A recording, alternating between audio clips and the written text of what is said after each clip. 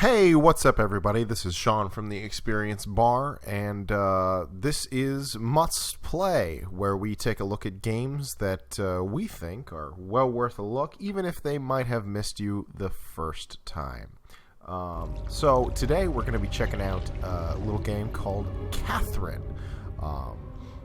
This game was developed and published by Atlus, powered by Gamebryo, just like Epic Mickey 2.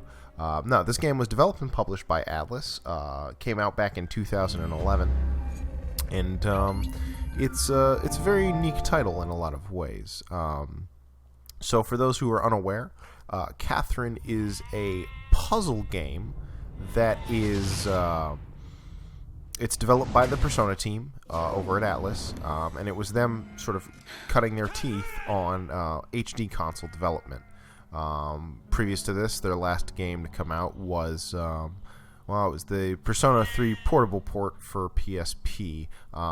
They hadn't done an HD console game yet to date, so as you noticed up front, and I mentioned, they used the Gamebryo engine for this game. Although they did develop a brand new proprietary engine for Persona 5, which is coming out later this year, actually, in Japan. Or actually, no, I'm sorry, it got pushed to next year. So, this game focuses around Vincent, this unfortunate character who's been tied up here. And he is a salaryman who is dealing with various problems. So the woman over on the left there, above Vincent, is Catherine with a K, his girlfriend, who he's experiencing some commitment issues and starts having terrifying nightmares as a result. On top of this, he runs into Catherine with a C, who is the lovely woman up here on the right, who challenges his fidelity, shall we say. He ends up sleeping with her, and it ends up being a whole bunch of problems for Vincent. So, in his dreams, he's having nightmares that things are coming to get him, and they're quite terrifying, if I could say so myself. So, we're going to jump in here. I got a save ready to load up, and we will see where Vincent's adventure takes us. So this game was pretty...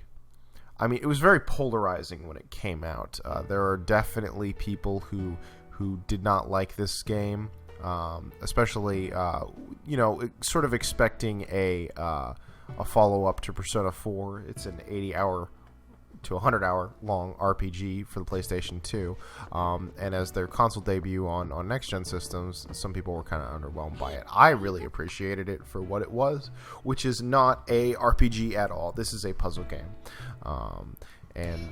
Sorry, I'm kind of skipping through all this stuff, but we'll come back to the Stray Sheep here in a sec, or not a sec, in a little bit, but...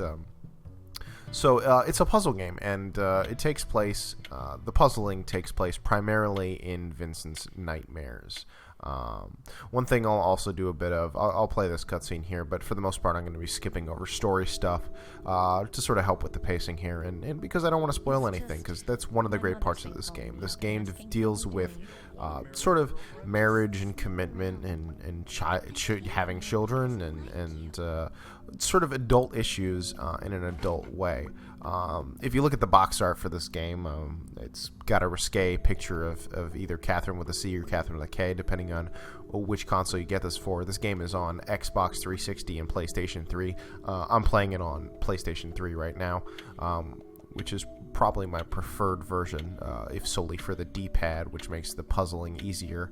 But yeah, depending on which version you get, you have a risque looking picture of one of the ladies in this game, and it is it's pretty easy to write this game off as just a fun sort of like, oh yeah, it's a mature TNA kind of thing, but it's really mature in the way it sort of deals with and confronts head on some really adult ideas like commitment and things like that. So we're on stage 3 here, so this is night 3. I'm jumping in sort of, I don't want to say in the middle, it's still towards the beginning of the story, but you'll be able to see what the puzzle gameplay is like here. So welcome to stage 3 of the torture chamber. Each stage is broken up into individual parts, and I'll show you all of them here. But all the puzzle gameplay is made up of these block puzzles. So from a certain standpoint, this performs a lot like Pushmo, if you've ever played that. You've also got these trap blocks here. And for right now, I'm climbing, but you'll see in a sec here. Well, a lot of the gameplay is just about moving these blocks around to be able to get up to the next area. If you look on the left, there's a meter. It is slowly, the tower is crumbling away from under me. So I need to make my way up this tower relatively quickly. You notice I'm going for coins here.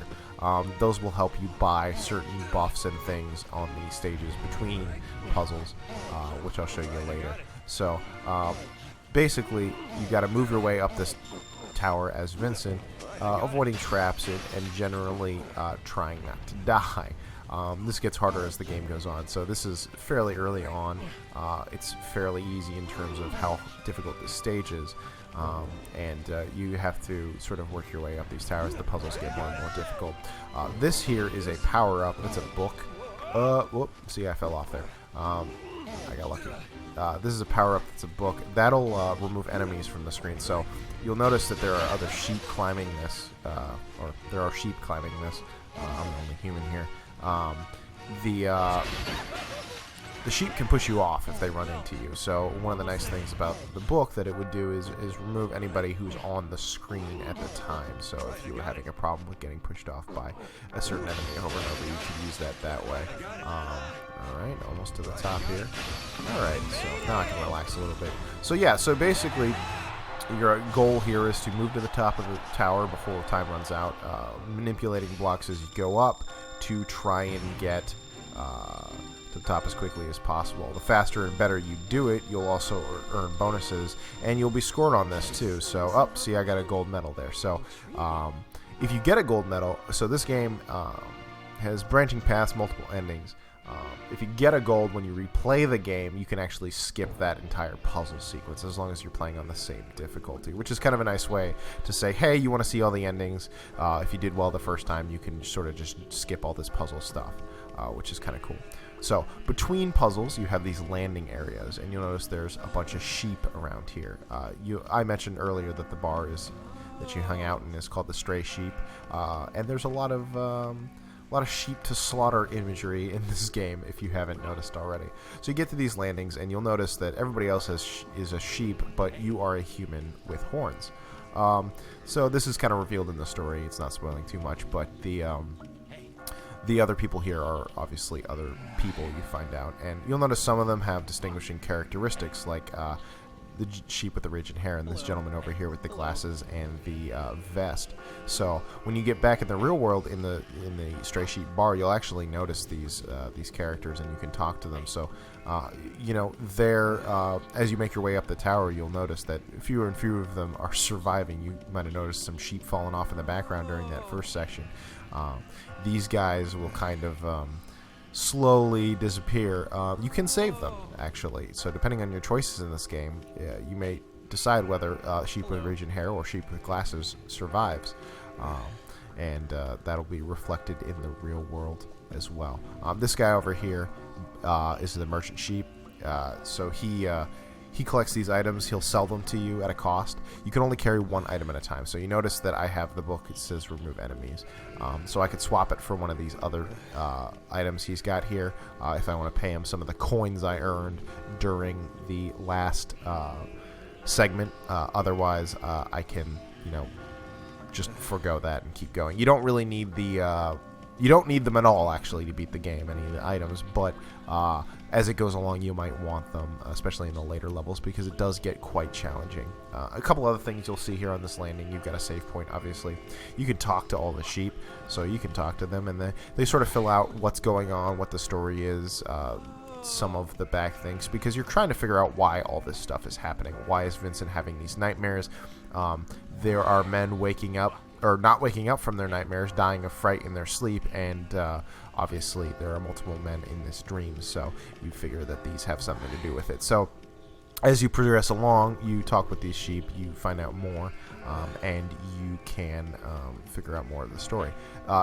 There are other things you can learn from the sheep. So if you talk to these guys over here, these guys are usually discussing moves. So if you talk to them, they'll share some of that stuff with you. So these are some of the techniques you can use while climbing the blocks. This one's called the spider. This is a cool one. I might have used this earlier. I don't remember or not. But basically you can drop down off a block and shimmy your way across a row of blocks to get to the other side, which is kind of a nice if you end up trapped on one side of the tower. So see, so now they're talking about if his girl's the witch. So there's rumors going around that there's a witch who's cursing all these men. And so there's kind of there's an underlying unease to the men, and it's a lot of sort of men versus women. Men who want to control women tend to have a desire to be controlled by women. So there's a lot of underlying psychology that takes place in this game as you go through. Some of these guys will actually ask you questions as well. So if you talk to Sheep of the Regent Heron, he asks you a question, you'll have to answer. And sometimes the answers are not super clear. They're kind of gray area. And they can be really challenging to answer, and your answers actually will depend on these guys' survival. So you can make through the game and save everybody, but I'll admit that my first time I did not. It's really hard to do. The other portion that determines how your story ends is when you answer questions, it'll affect your chaos or whether you trend towards chaos or order. As you make your way up. So there's a meter. There's no real good and evil, although you could misconstrue those as such, but law and chaos are sort of the two flavors here, and depending on what you answer, you'll trend towards either direction, but I definitely preferred playing this game in a manner that was never tried looking in there, but you know, it's as you make your way forward, some of the questions get more and more murky, and you might not always have an easy answer to go with one or the other. So let's hop in the confessional here. And this is how you progress to the next level. You always have to answer a question, and this is one of the more interesting mechanics of the game. We'll jump through here. So he's going to ask me a question. It's going to be a moral question. Which of these do you consider cheating? An emotional tryst or a physical fling?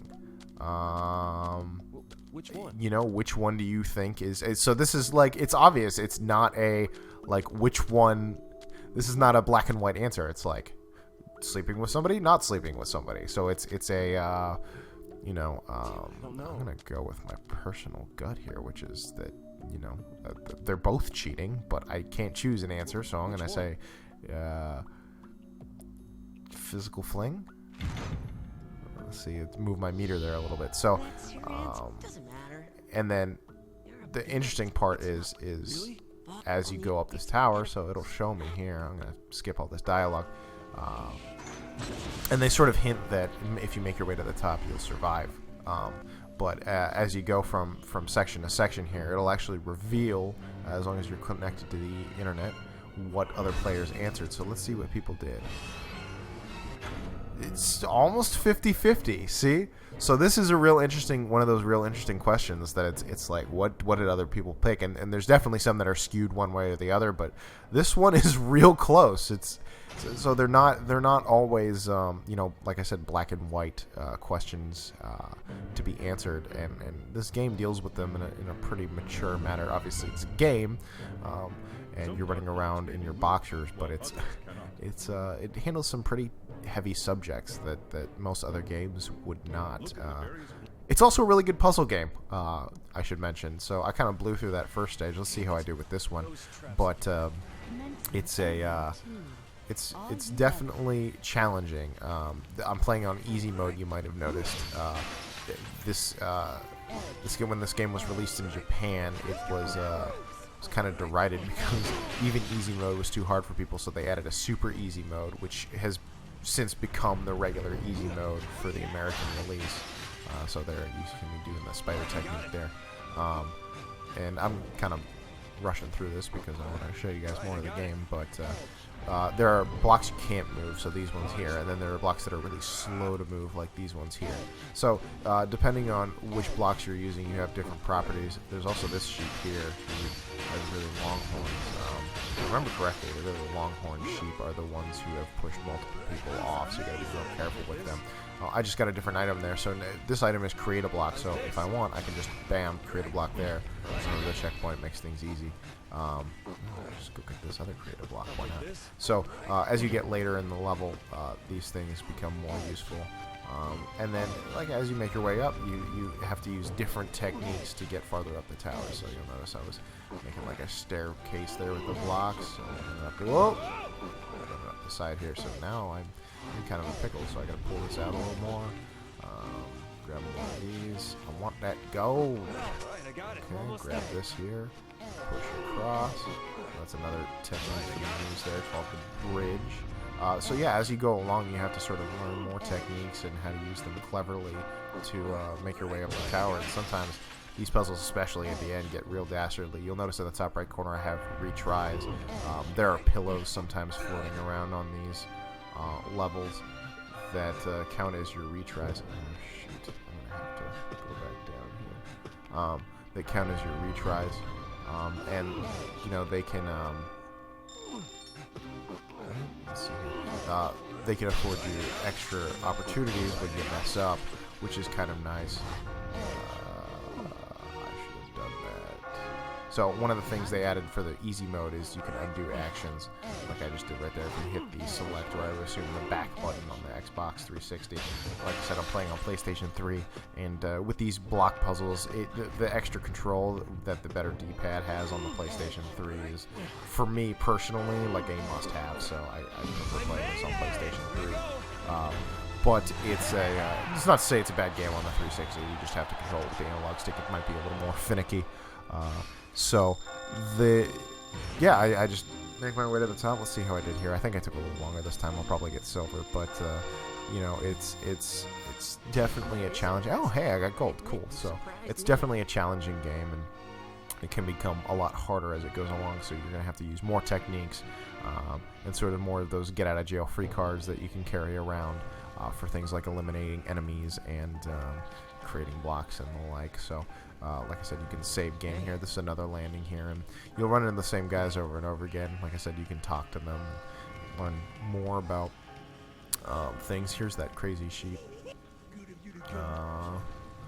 Yep, he's crazy. You'll never make it to the top. You're gonna die. Everyone's gonna die. You'll never make it out of here. So there's a sort of morbid fascination with playing this game. Of, you know, are you gonna make it through? But it's a it's a challenging puzzle game. Alright, let's blast through this last section here, and then I can get back to the bar where the other half of the game happens. This guy is kind of insidious, and he doesn't like that I didn't die.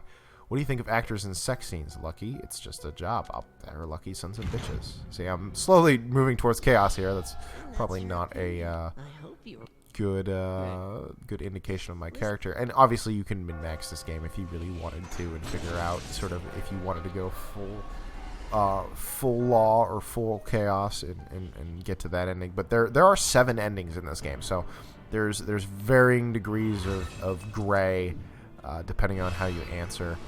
See, this is one of those that is just much more skewed. It's just a job. I'm not so sure about that. You know, there's a lot of room for replayability, but also, you know, variance in character. Not everybody's the same, and not everybody's going to get the same ending. And sort of that balance between law and chaos affects the ending you're going to get. Okay, so I've gotten to the final stage in this area, and every final stage has a boss. And my God, if these things aren't terrifying. Whoa, what is that? Jeez. So Alice has always been really good at developing terrifying monsters, but the Immoral Beast is definitely one of the nastier ones I've ever encountered from them. So, alright, I'm going to make my way up here. And so, in the boss levels, they tend to move a little bit faster, and they're also tougher. You'll notice that, the boss will also kind of fire things at me. In this case, should I've been hit with it. It reverses your controls temporarily. Come on. Okay, there we go. So there's another pill there. If I die, I'll have an extra continue. But yeah, so this boss in particular, kind of a nod to the Persona series, or any of their other RPGs. You get hit with its sort of charm attack here. You will have your controls reversed, which is super annoying because you have to actively think about every move you make. Okay, there we go. Now I'm fine. And you can dodge those by sort of getting off the platforms that they're occurring on, but it's tricky to do. I'm making good progress here, but I gotta keep moving if I'm gonna not get killed by this guy. These things tend to speed up fairly quickly, and one of the sort of annoying things about the boss levels in particular is as you if you get far ahead of them, they have a tendency to like jump up to catch up with you. I'm gonna hide under this thing.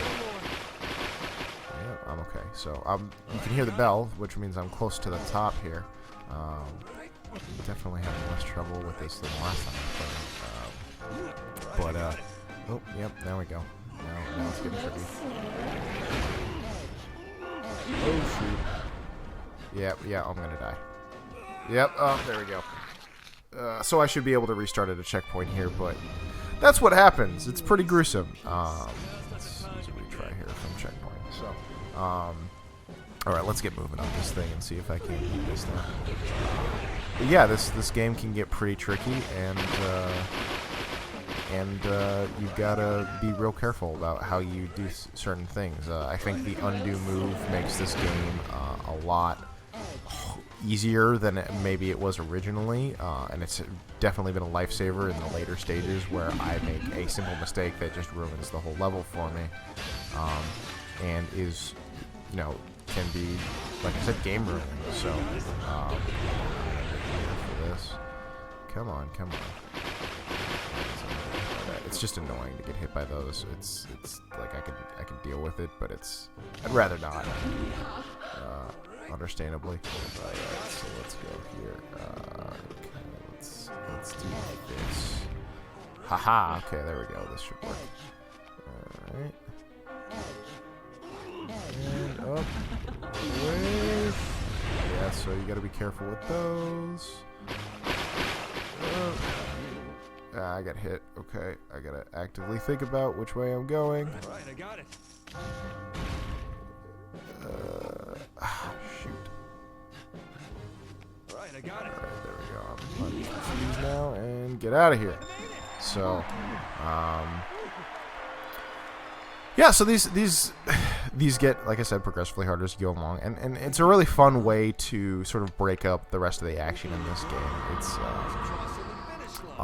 the puzzles themselves are challenging. It's definitely fun gameplay, but a lot of people are sort of disappointed.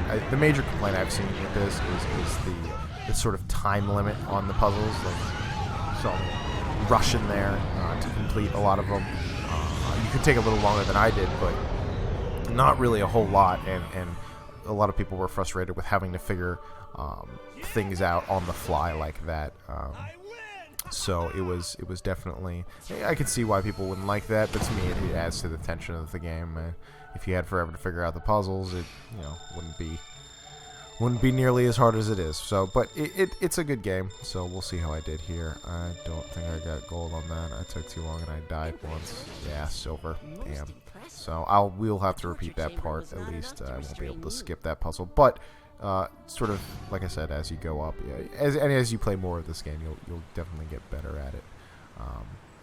And then the other half of the gameplay, it's going to have some cutscenes here that I'm going to skip. The other half of the gameplay takes place in the Stray Sheep bar. So during the daytime, during the daytime, I'm not going to try and not spoil things here for you. During the daytime, or the evening, I guess, before you go home and go to sleep, where you're traumatized by these nightmares, you spend your time hanging out with your buddies. Like I said, there are other locations in this game. Other things happen during the daytime, but you gotta, fast forwarding through that stuff. You hang out with your friends at the Stray Sheep bar. You can also talk to other patrons of the bar and sort of learn things about the mystery. So now, skipping that there too. Still talking about the infidelity there. so they're your friends. You've got Toby, Orlando, and John, I want to think. Johnny. Yeah, Johnny. So Toby's sort of like the young, sort of innocent guy. You've got Johnny, who's sort of the world-weary, but waiting for the right woman, kind of dark, brooding, silent type. And then you've got Orlando, who's the goofball who was married once and never wants to do that again. So you've got sort of a menagerie of different friends here. And then you, of course, Vincent, were the sort of getting along faithful guy up until now. You'd been with Catherine since your high school reunion, so there's that. So you can do a couple things in the bar. You can talk to your friends here. You can drink. You'll notice I have a rum and coke there.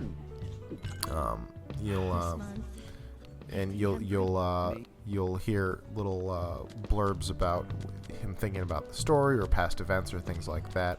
You can also get up and walk around. Talk to other patrons, so you can talk to Lindsay and Martha. This is Erica. She's also a classmate of yours. There's some interesting backstory with her. Nice little teddy doll there on the bar for those of you who've played Persona 4. But yeah, Erica has an interesting backstory, and she interacts with the guys a lot. So you'll see her in the game. You've got some of the other patrons here. You might notice Justin there with the jacket and the glasses as one of the sheep. And then you've got the boss, who is the gentleman behind the counter who runs the Stray Sheep. As you progress, so as you talk to people, time will progress within the Stray Sheep. So, certain patrons will come and go. And depending on the night, certain ones leave at certain times and vice versa. So if you want to talk to everybody, you've got to kind of manage your time wisely. Things that don't time include drinking. You can go to the bathroom. You can check your text messages. So I've got them here. Some of them, like this one from Catherine with a C, include some risque images that you can't really look at here.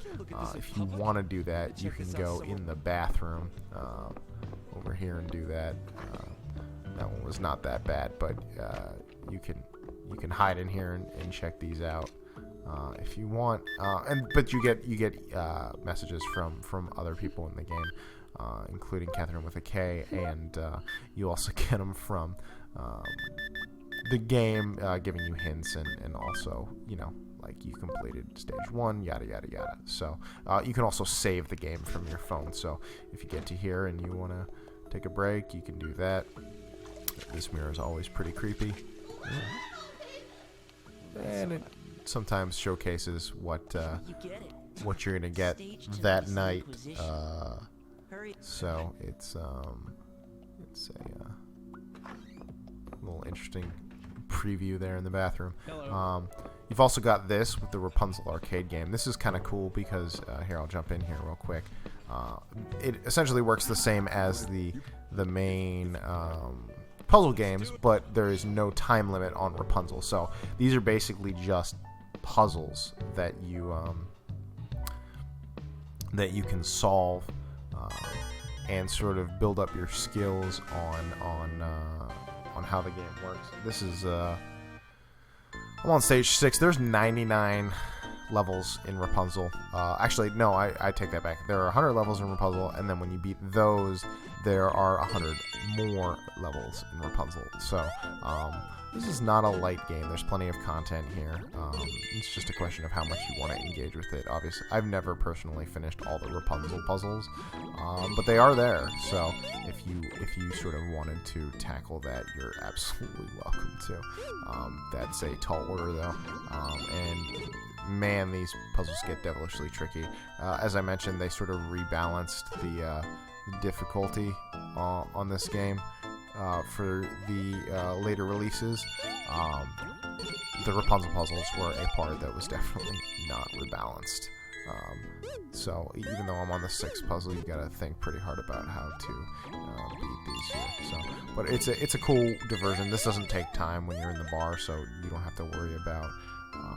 You also get bonuses for getting extra items. You don't have to worry about something happened there. You don't have to worry about the clock running out or having to deal with a monster after you. But as a result, the puzzles are far more challenging than they are, normally. So it can be quite tricky to solve these. I'm trying to see. Aha! I think I might have figured this out. Yeah, I always have trouble with this. No, I didn't. Now I screwed myself. I always have trouble with this particular puzzle, hence why I'm still on it. You can undo up to 9 times per stage.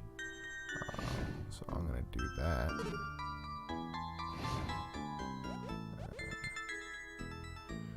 Let's see here. And normally,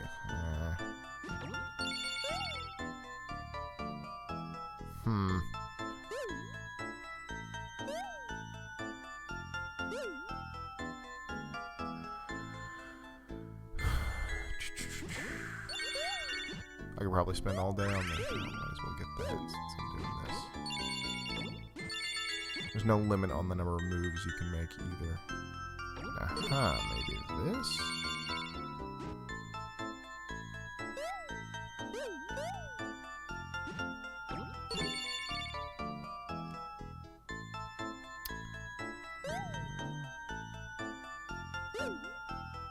Now I'm sort of trapped in here.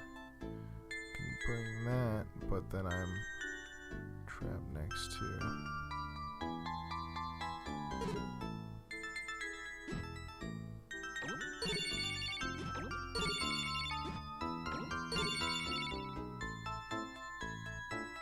Yep, yeah, I'm screwed. So, alright.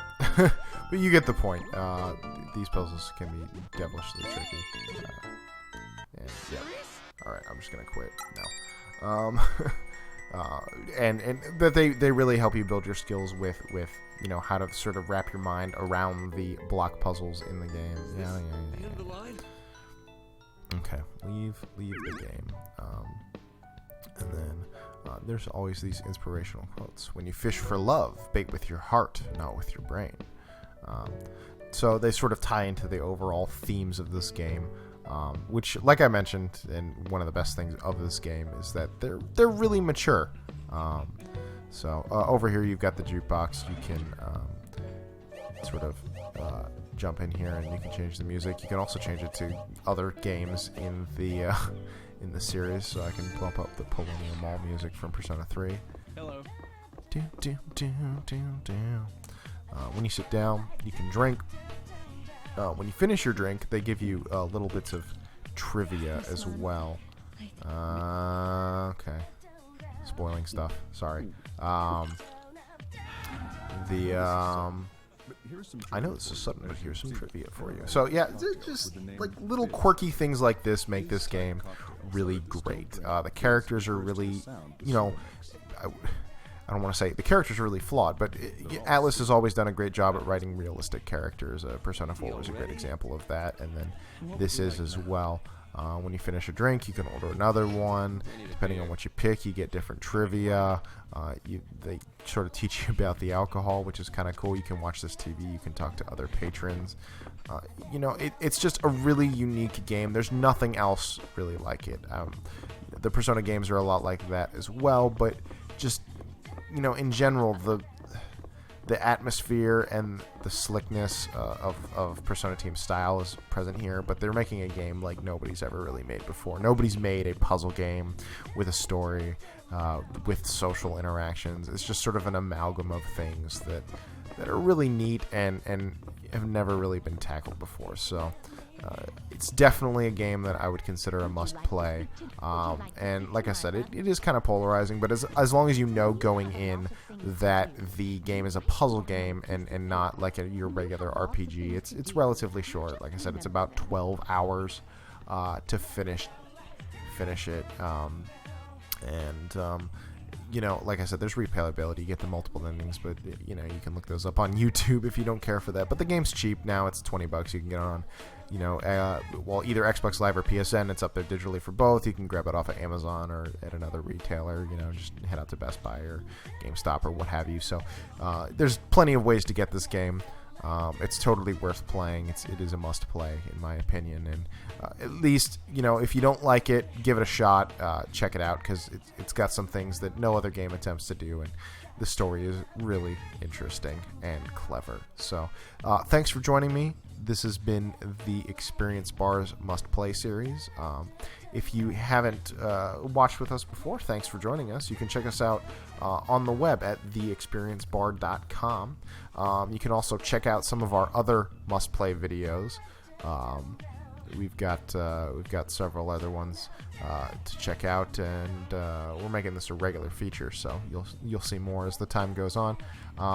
And also check out our website where we talk about things like games mostly, but we also we talk about sort of opinions and things like that. It's a cool place to hang out where everybody can sort of share their views on things and get a more personal look at gaming and such. So thanks for joining us. Check out theexperiencebar.com. This is Sean, and we'll see you next time.